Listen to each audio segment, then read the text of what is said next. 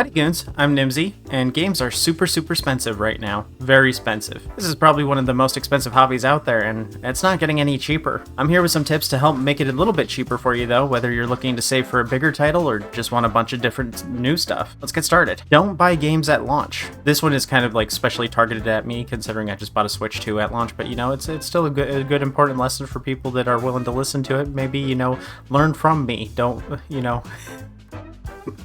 emulate me. For the most part, you can't really control the price of games. Whatever they ask for, you have to pay. But a lot of games come at the industry standard price. This used to be $60, now it's $70. And now Nintendo's asking for $80. They don't realize that more people are struggling than ever, and this is resulting in less sales for them. Maybe if enough of us refuse to pre-order or buy at launch, then they might drop the price. Doubt it though. A lot of these companies are out of touch with the actual market. It's why Ubisoft keeps making open world slop and Randy Pitchford calls us fake fans because we dare say $80 is too much for Borderlands 27. A lot of these companies drop the price of their games if you are patient enough. Capcom once said, if you don't like the price of our games, wait 3 months. And it's so true, especially for them. A game from Capcom will always go on sale just a few months later. The same is true of Borderlands games. I used to buy them all at launch, but I've been given most of the games for free later.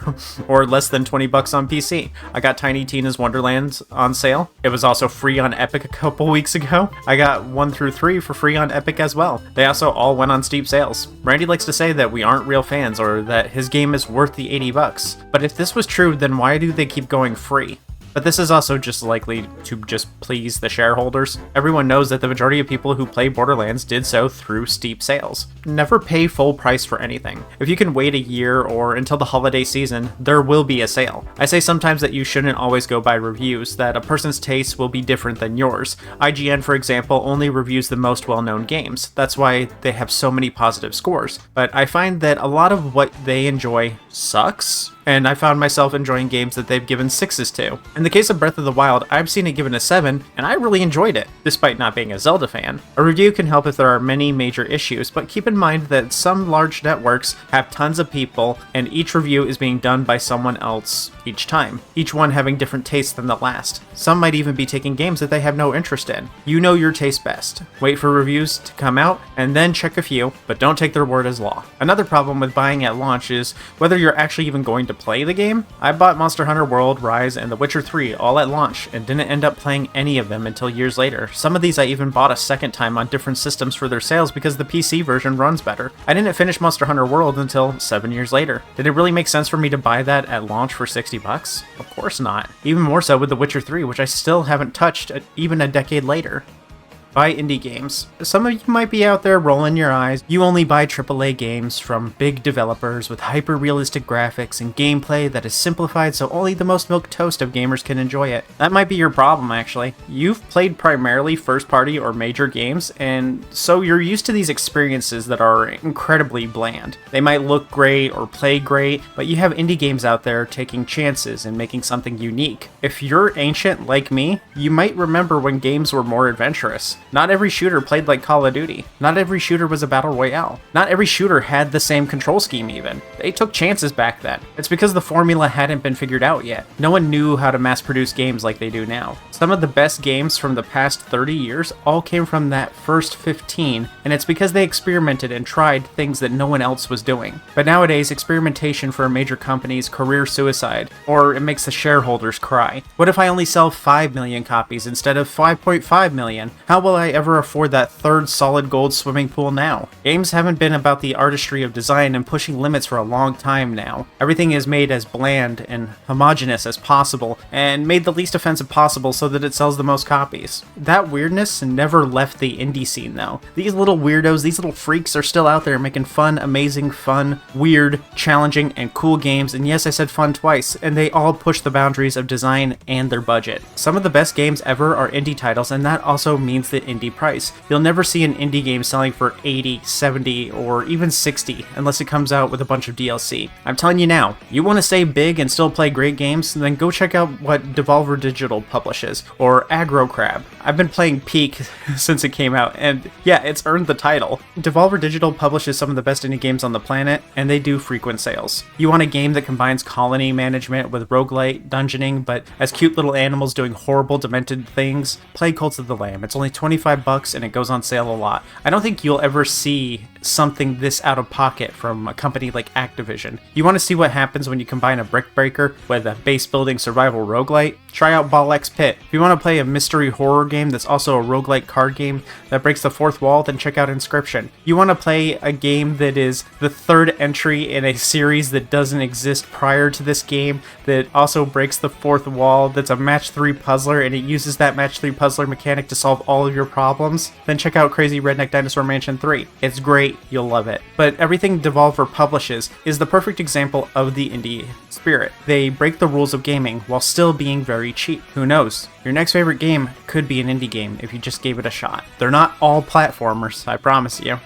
Lower your expectations. If you're looking for games on a budget, then you might need to lower your expectations. You might have to be willing to take a chance or a risk. This can end in disappointment, but the only way you're going to find hidden gems is by buying games that no one else talks about. These games often go on sale too, because it's hard to get your game sold without the money to promote it. So lots of indie devs can create amazing games forever and never get noticed even once. My video, Bargain Bin Bangers, is an example of this. I went to the great deal section of the Switch eShop and then I organized it from low prices to high. There is a ton of garbage here, but it's also where some great games go on a very steep sale. I have some other tips for finding the good ones. We'll get to that. I went in with this video knowing that there was a good chance that I'd end up buying at least one stinker, but considering that they're all $2, I can afford to take a loss now and then. For example, Ruin Raiders was just okay, and if you lowered your expectations just a little bit, you might even find this to be a decent enough game to kill some time. It's a roguelite, so there's plenty of options here if you can look past the lack of polish. I'd consider this an L for me, personally, out of my tastes. There are enough roguelikes, but I did find 3 good games that I will keep playing. I spent about $11 after taxes, so a couple of bucks isn't too bad when 3 of the other ones are pretty good. The others I got would be satisfying enough for me to last me plenty of time.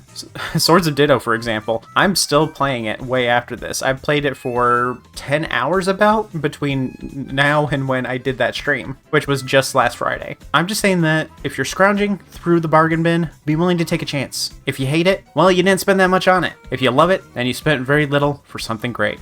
Sword of the Vagrant isn't the best game ever, but it's plenty good when I lower my expectations a bit. Sword of the Ditto is great without having to lower my expectations at all. With Grapple Dog, I tried a genre that I normally hate, platforming, and I found a game that I really enjoy in spite of that, and then I'm going to check out the sequel of later. I know it can be hard to take a risk on your enjoyment, but remember that you're spending much less here, so the stakes are much lower than buying a random $60 game. Finish what you have. Do you really need a new game? Like, come on, it's just me and you here, and, you know, possibly 100 other people watching it, but, you know, it's just me and you here, but be honest with me. Do you really need a new game? We both know you have that big backlog that could use some playtime. You're probably sitting on at least 5 games you haven't finished right now, sitting there halfway through a quest waiting for their hero to return. When I was a kid, about 33,990 years ago, my mom wouldn't let me buy a new game until I beat my current one. As you can imagine, I got pretty good at beating games quickly. I don't do that so much anymore as an adult because I can buy a new game whenever I feel like it. Also, there are more games coming out than ever before. Maybe the best way for you to save some money is to stop spending it on new games and finish what you have already. Why are you making another sandwich? You've still got a half-eaten one that's perfectly good. But it's hard to resist that new and shiny game, but I believe in you. You can start with those really old games that can be emulated for free. Maybe start on those long RPGs or those remasters. If you keep putting them off because they're long, then you'll never finish them. Game Passes, a struggle gamer's wet dream. These are services that for one low monthly price, you get hundreds of games to play. These services frequently add new games too. They're such a good deal that a struggle gamer could never pay for a new game ever again and be satisfied. If you're on Xbox or PC, then check out the Game Pass. Not only do you get all of Microsoft's first-party games, but you're getting lots of new games as they launch. A lot of them are even multiplayer or co-op, and the Game Pass comes with, you know, free Xbox Live, so you can play online with other people already. Just playing the Yakuza series alone on here would keep you busy for the next 2 years. If you're on PlayStation, you can use their service. Like Microsoft, they have lots of first-party titles, but you get the benefit of getting access to Sony's massive gaming history. Play all the Ratchet & Clank games for me while you're there, one of my favorite series. If you're a Spooby or Switch gamer, then check out the Switch Online service. For just $50 a year, you can play hundreds of NES, SNES, GBA, Genesis, N64, and 3 whole GameCube games. Sure, you could emulate all of these, but Nintendo conveniently puts them all in one place for you and lets you access them in an instant. And also, the ones that have co-op can be played co-op over the internet with your friends. These aren't the only Game Pass-like services either. Epic Games gives you a free game every so often. It's not really, a Game Pass thing, but it's something you should download. You get a free game like once every week or every 2 weeks. Your phone has these services too. Like on Android, you can use Google's Play Pass. For $5 a month, you can play your favorite mobile games without ads. If you're also the type to play gachas, first, stop, you're on a budget here. Second, they frequently have sales on microtransactions and even rebates where they give you some extra cheddar back for your purchases. I've used this service before, and there are lots of good games that are normally a one-time purchase. I think Dead Cells is on there, so there are plenty of games without microtransactions on there and without ads that are very good. If you're an arcade gamer and have a decent connection, you can play and stream arcade. Every month they add new arcade games, and what's even cooler is they have achievements and custom challenges and competitions. You can play in tournaments too. It takes the best aspects of the arcade and brings it into the home. Only downside is these games are streamed to you, and they don't have the same quality servers as Nintendo does for their retro games. But if you have a good connection, there's unlimited replay value here. Know how to find good games in sales. It's very easy to find games that are on sale. Every storefront lets you organize from low prices to high. On systems where it's a little harder to get your games on them like PS5 or Xbox, it's pretty easy to find at least decent games on sale. But on storefronts like Steam and Nintendo's eShop, it's very easy to accidentally buy into scams or buy games that use manipulative sales tactics. So each storefront has different approaches to how to find the good games that are on sale. I did a video where I'm bringing it up again, but I did that video where I played 5 games for $2 on the eShop.